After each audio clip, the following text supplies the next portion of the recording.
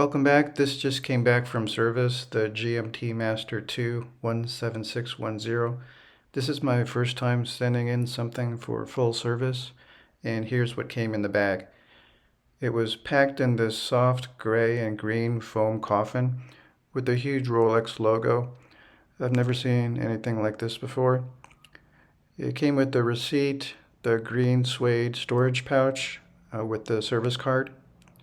The card is just paper which has been laminated, and it has the serial number, model number, and date of service. It doesn't have your name on the back. And here's what it says on the back. The reason I wanted this serviced is because the winding action was getting gritty and I felt like it needed some lubrication. And the bezel rotation was seizing up and difficult to turn clockwise. It didn't have any major cosmetic defects, but I wanted to see how a refinishing would look and clean up the micro scratches. This is a 2006 model and I bought it secondhand, so I don't know if it was ever serviced, but I suspect it hasn't been. I had a couple of other requests too. I wanted to request an additional Jubilee bracelet from Rolex that would be period specific for this watch, just to change up the look. And I also wanted to request a new red and blue aluminum bezel insert, since this one looked faded. The AD took down my requests and shipped it off to the Rolex Service Center.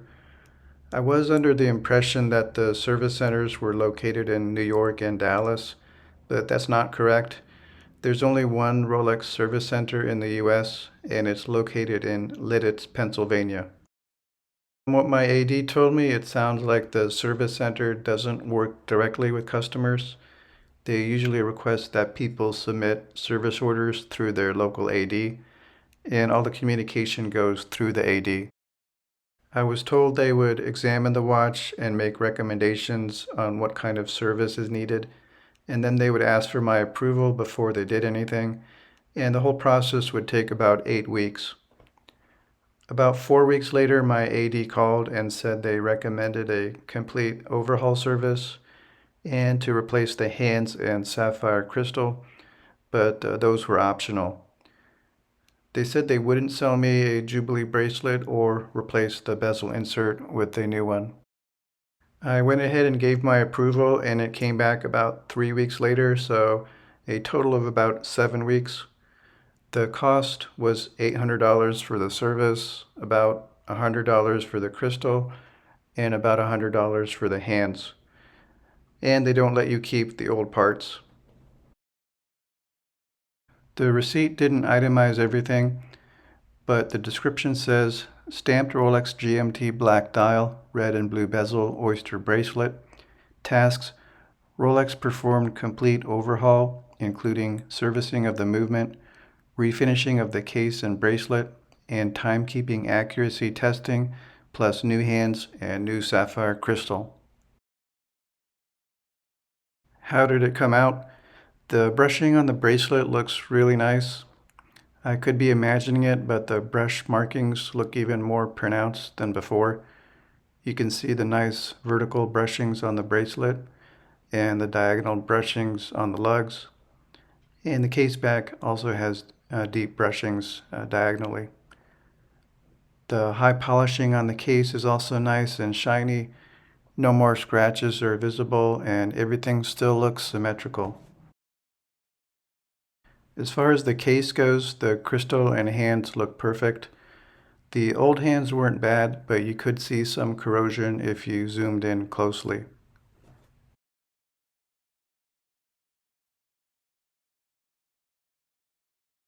The bracelet had a mild stretch before service, and that looks about the same. It doesn't look like they can tighten up a loose bracelet. The hinge between the clasp wings does feel a little tighter and stiffer, and the stamped metal is now very bright and shiny after polishing. There is still a small groove on the sides of the clasp where the oyster lock slides over, so that didn't seem to polish out. But basically the bracelet looks almost brand new, except for the mild stretch. The winding action is much improved and is now smooth and basically feels like a new watch would without any of the grittiness or crunchiness that it had before. The crown stem also feels more stable now, and it felt slightly wobbly before service in comparison to now. The bezel rotation is only slightly better. It still feels stiff to turn, especially going clockwise, so I hope that would have turned out a little bit better. Overall, I had mixed results with this service. I have peace of mind now that they cleaned up the movement and lubricated it, and it's winding much better. I didn't test the timekeeping accuracy before service, but I'm sure it's within standards now. I'm happy with the quality of the brushing and refinishing and the new hands and crystal.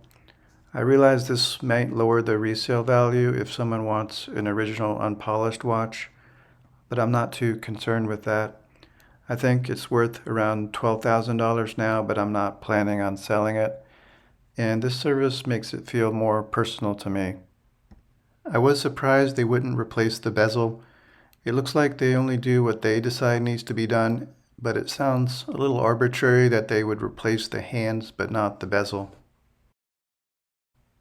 I'm a little disappointed that the bezel rotation is still stiff and they couldn't do more with that, but I'm more disappointed that they wouldn't give me a Jubilee bracelet. That would have looked nice paired up with my vintage Submariner. I'm now thinking they don't give out new bracelets unless the old one is damaged beyond repair. I wonder what would have happened if I just sent in the watch head without the bracelet and without a bezel insert. Maybe then I would have gotten a new bracelet from them and could have asked for a Coke bezel. I thought about putting on my Datejust Jubilee bracelet, but it has the wrong clasp and I'm not sure if it would even fit. I looked on eBay but couldn't find a good Jubilee, and I'm reluctant to try a third-party bracelet. But if anyone knows where I could get a new Jubilee bracelet from Rolex or even a high-quality third-party brand, please let me know. What's next for my collection? I wore my white gold Pepsi to the AD during my last two visits, just to let them know I'm not a flipper. They agreed to pre-order a yellow gold Rolex for me, so that's coming in a few weeks. After that, I still want a Daytona, but the steel ceramic is out of reach. They said Rolex is sending them less supply of everything, and right now they only have one watch on display, and it's a ladies two-tone Datejust. So I decided to ask for a two-tone black dial Daytona next, and after that I think I'll be set for a while.